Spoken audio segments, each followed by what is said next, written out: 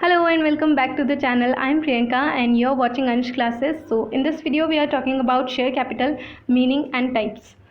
Share capital क्या होती है कि कंपनी के जो मेंबर्स होते हैं वो उसकी शेयर्स के अंदर इन्वेस्ट करते हैं। अब ये जो शेयर्स होते हैं उनकी फेस वैल्यू होती है, तो जितना पैसा कंपनी अपने शेयर्स की फेस वैल्यू के ऊपर रिसीव करती है या एक्सेप्ट करती है वो उसके शेयर कैपिटल कहलाती है। ये हमने पढ़ा था कि कंपनी की जो कैपिटल होती है वो छोटे छोटे पार्ट्स में डिवाइडेड होती है जो शेयर्स कहलाते हैं, और इन्हीं शेयर्स की फेस वैल्यू भी होती है। तो जितना मेंबर्स उसकी फेस वैल्यू में इन्वेस्ट करते हैं वो उसकी शेयर कैपिटल कहलाती है।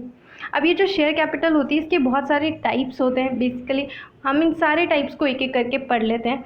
सबसे पहले आती है ऑथराइज्ड कैपिटल, जिसको हम नॉमिनल कैपिटल भी कहते हैं। ये नॉमिनल कैपिटल जो होती है या ऑथराइज्ड कैपिटल जो होती है ये एक तरीके से लिमिट होती है जितना पैसा कंपनी अपनी ओवरऑल लाइफ टाइम में पब्लिक से रेज कर सकती है।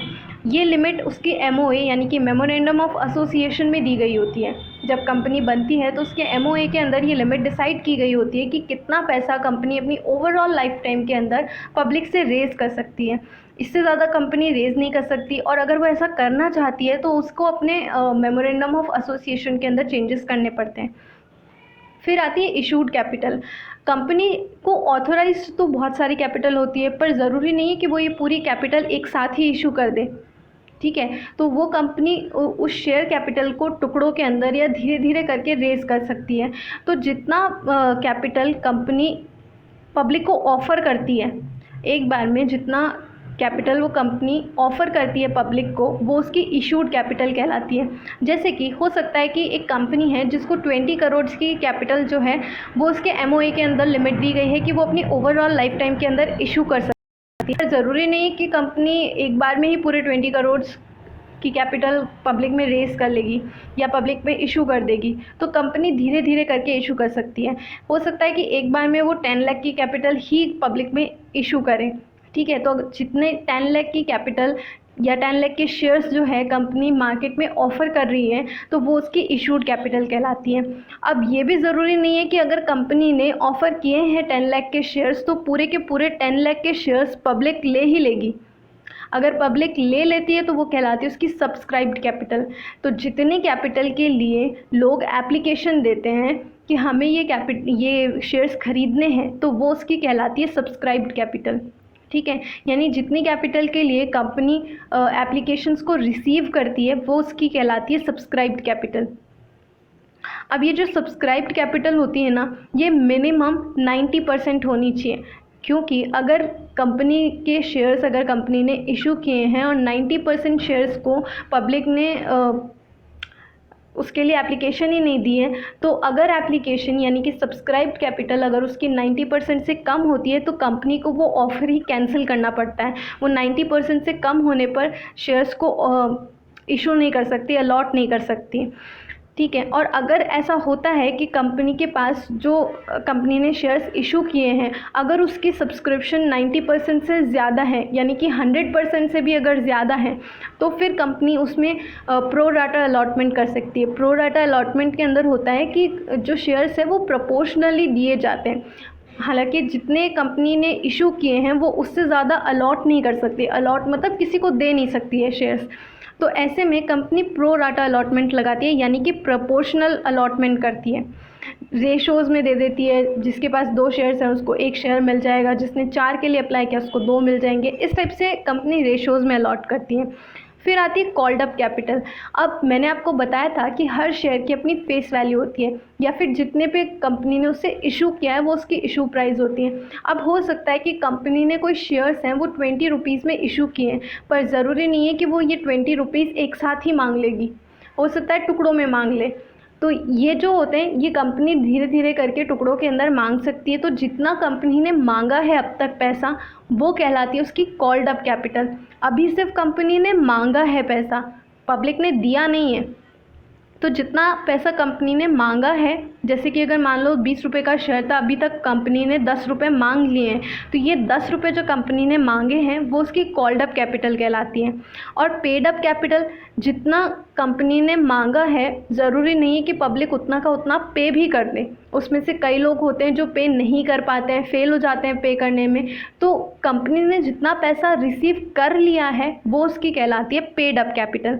अब इन पेड अप कैपिटल में भी दो चीज़ें हो सकती है, एक होता है कॉल्स इन एरियर और एक होता है कॉल्स इन एडवांस।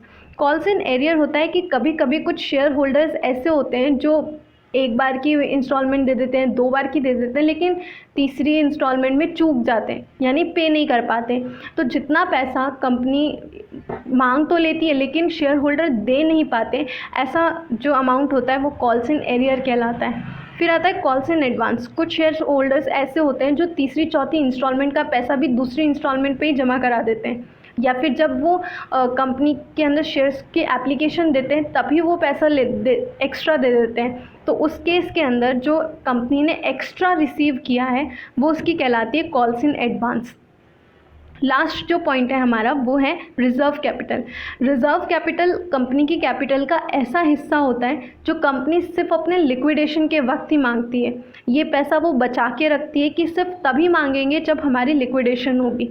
तो reserve capital is the part of capital which is called only at the time of liquidation. अब हम देखते हैं कि शेयर कैपिटल को इशू करने का प्रोसीजर क्या होता है। सबसे पहले कंपनी प्रोस्पेक्टस इशू करती है, जैसे कि हम एडवर्टाइजमेंट देखते हैं जो वैसा ही कुछ प्रोस्पेक्टस होता है।